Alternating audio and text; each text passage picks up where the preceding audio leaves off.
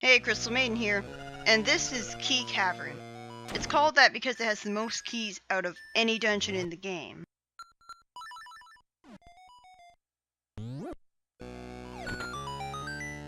And one of the puzzles this game introduces is throwing a jar at a door that's locked. Well, not locked, but closed. You throw a jar at it and it opens. Which seems unintuitive, you never have to do that in any other Zelda game. But you're gonna try everything, so I guess eventually you'll figure it out on your own. It also introduces chests that have enemies in them, and they don't really give you anything. And that chest can be... well, it can't be opened multiple times, so that's good at least. It doesn't constantly spring a trap on you. Like, the blue floor there was indicating that you think there's a bomb there. Like, you think there's a cracked wall there that you can't see. This game still has cracked walls that don't have visible cracks in them. It's inconsistent. Some of them are cracked and some of them aren't. And I hate these enemies. They aren't nearly as bad later on, but right now, they're the definition of cheat.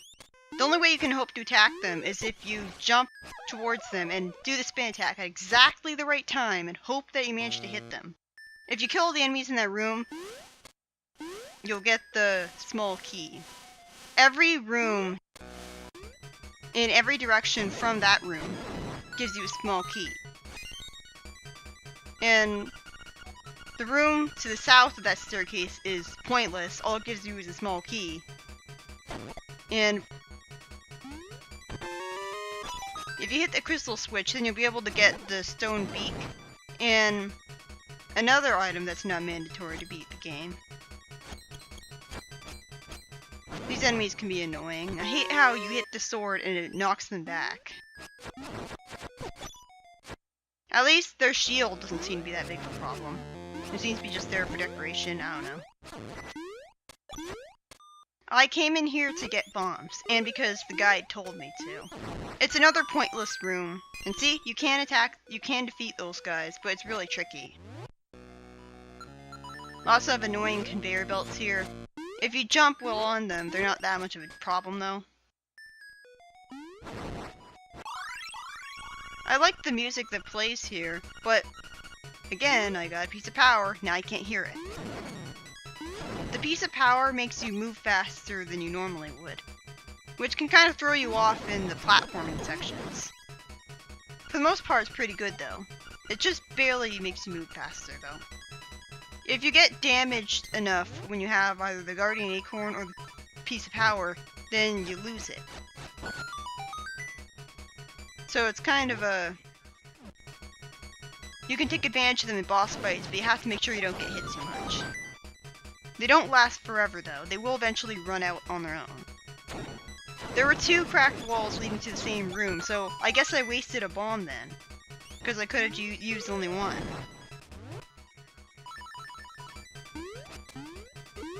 I haven't talked much about the power bracelet, which I got in the previous dungeon, and it's necessary for beating the game.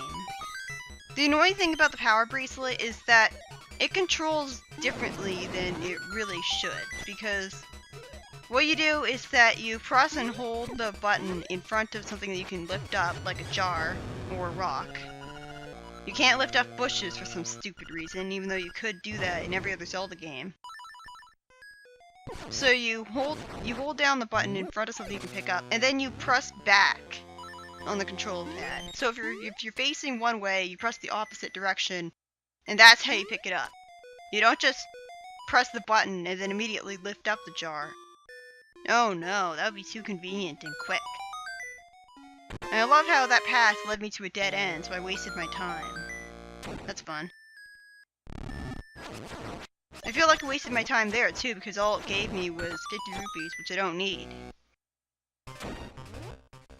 This Zelda game introduces locked key blocks. They weren't found in the previous Zelda games.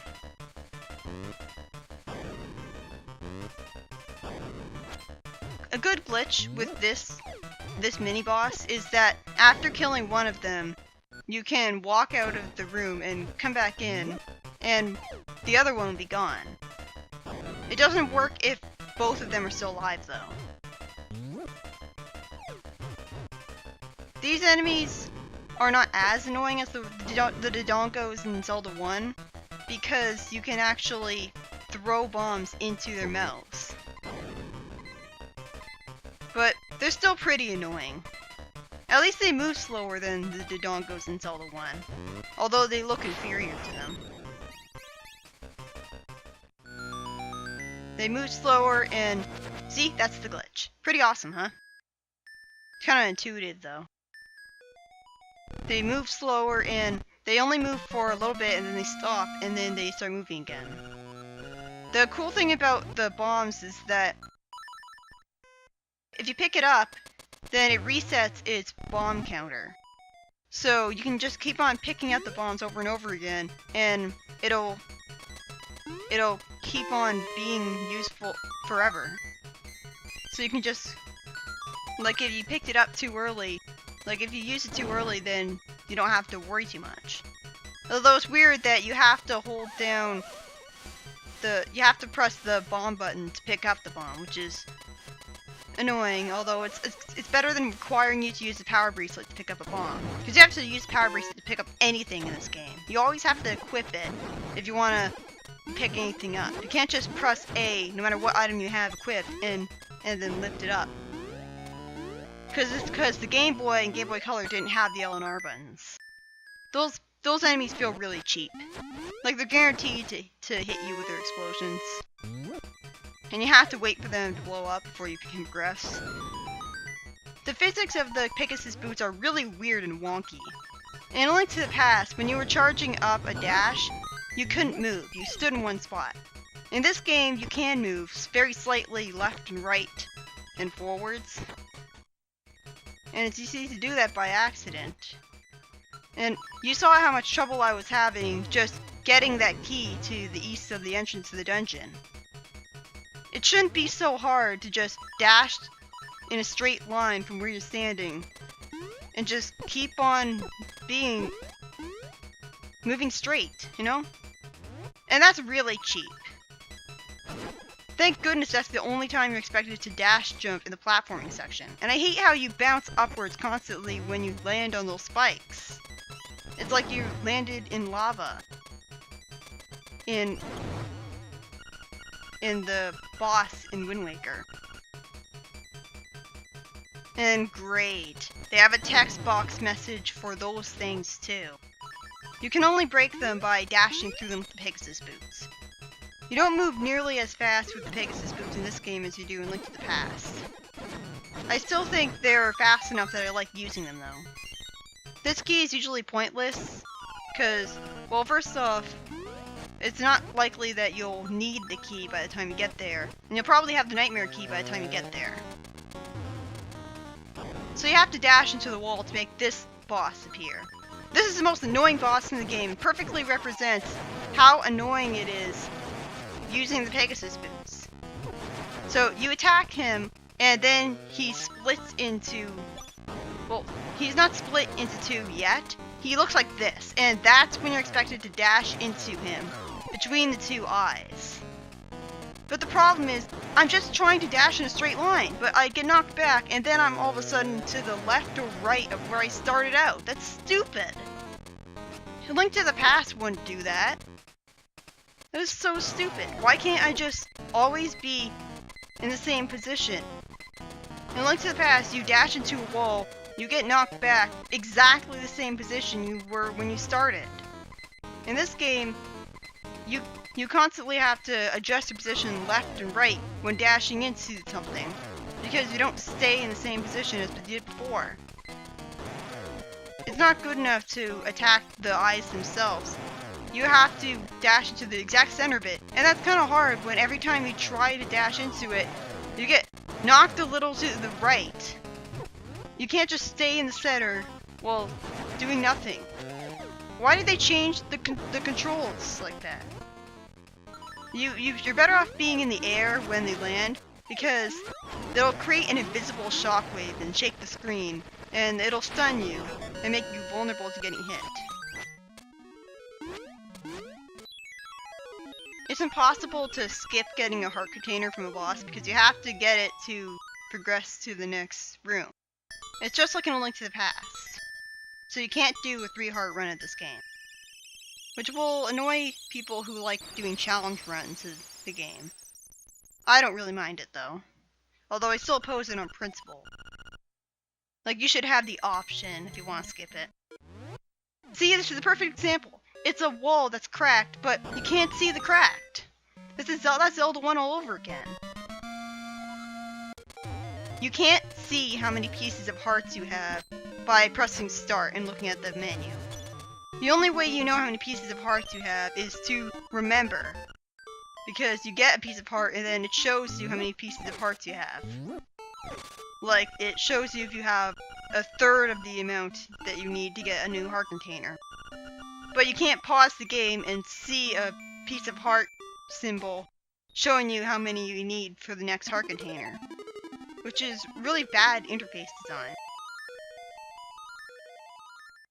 If you're playing the game for the first time without a guide, you might not realize that you need the Pegasus boots to complete this. You might go in here early because, hey, I saw a place that was inaccessible without the power bracelet. So now that I'll have the power bracelet, I'll just go here and, oh, never mind. These enemies deal a ridiculous amount of damage if you get hit by them. I didn't show it off because, well, I didn't want to die. And the thing that really annoys me about the secret medicine is that you can only have one of them. And what's especially annoying because later on, in late dungeons, can actually give you the secret medicine in a chest. But chances are, you're going to already have secret medicine, so that chest was completely put to waste. It's especially annoying if you immediately lose the secret medicine right after getting that chest and getting put to waste.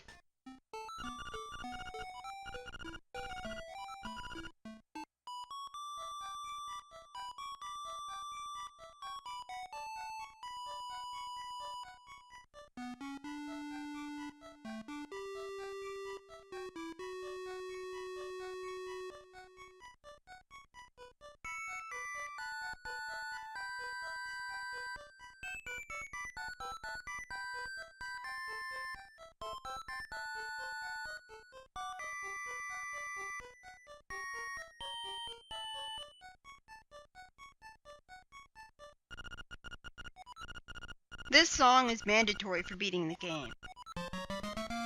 I would not recommend choosing No because she'd probably make you repeat stuff you already did all over again.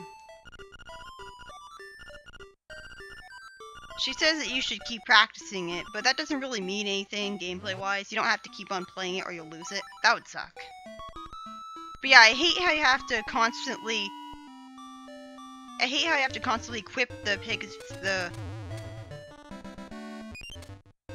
You also can't really tell which trees you can dash into to make stuff come out of them. I mean, it's usually lone trees, but some lone trees don't give you stuff. So the boss fights in the game, the bosses talk to you when they show up. And their dialogue is really annoying. Like, it's extremely generic card-carrying villain dialogue. It feels like it's just a perfect example of how it contributes nothing having the monsters talk in Zelda games. Because it doesn't really deepen their character.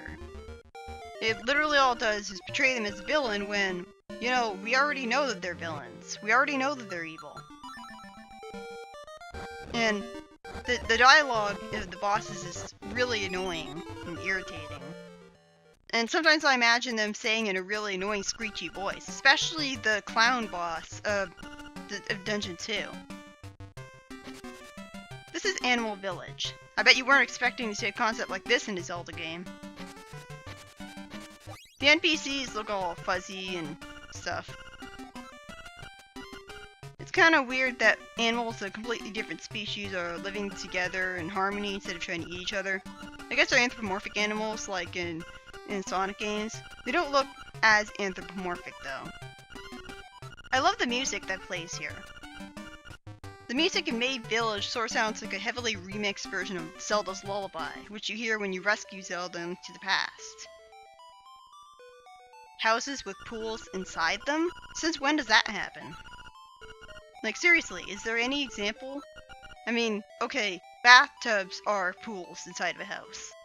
But I'm looking at that and that doesn't look like a bathtub at all.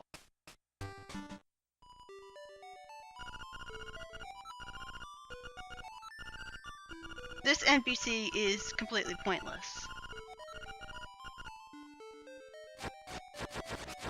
I've never really been able to do anything with him. I like the way the houses look. This NPC is a bitch. Like, who does that? Is there really any lady out there that refuses to talk to someone if they don't give her flowers? Even if it's a random kid?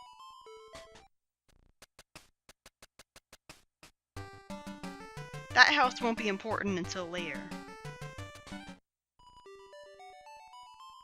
It's a random concept for a Zelda game, but it's pretty creative. And it's also why I'm glad that it never happens again, because it's unique to this game.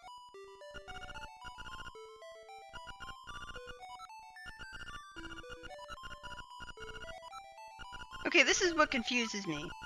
The walrus he's talking about isn't anthropomorphic. He doesn't really... I mean, I guess he says English words, but he doesn't really talk like everyone else does. He's a lot more beastly.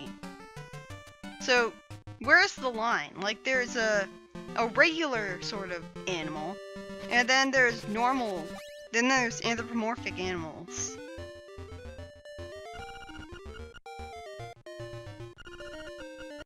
Okay, how does he say the word Marin in the text bubble like that? I mean, like, in universe, it doesn't really make any sense, because they're just his... I don't know. See you in the next part.